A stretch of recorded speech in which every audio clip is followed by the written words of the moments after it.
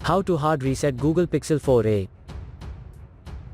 Step 1. Firstly, hold down volume up plus power key for a few seconds.